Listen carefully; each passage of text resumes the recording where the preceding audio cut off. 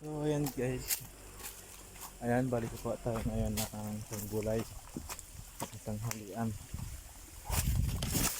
So yung pichay ang lutuin natin, so yung natira, ayan, so kuha tayo dito. So ito yung mga maliit na lang pero pwede pa to, ayan o. So ayan guys, kuha natin to.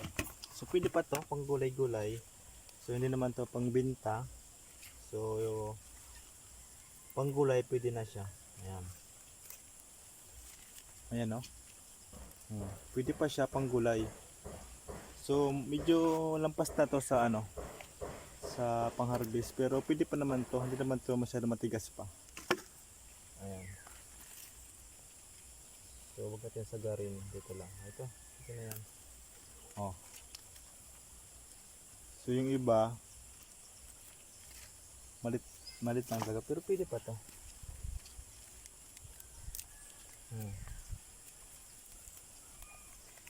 So hindi na to lalaki, titigas na to kasi nga lampas na siya.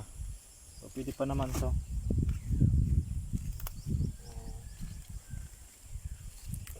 Yun o. Makakaulam na to ito paano.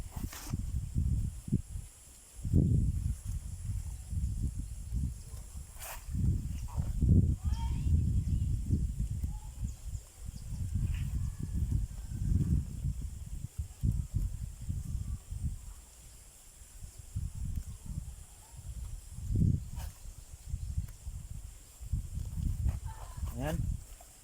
So yun o. Ayan guys. Oh.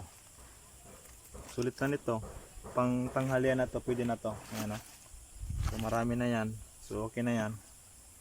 So mag-isa mo lang ako dito. Ay. Oo. So pwede na to. Ganun lang, konti lang. So marami pa to. Ang tira. So unti-untiin ko lang yan hanggang maubos. Tapos ito, tataniman ko ulit ng panibago ng pichay para tuloy-tuloy yung pichay nito. Ayan, so yun, panggulay na, solve na naman.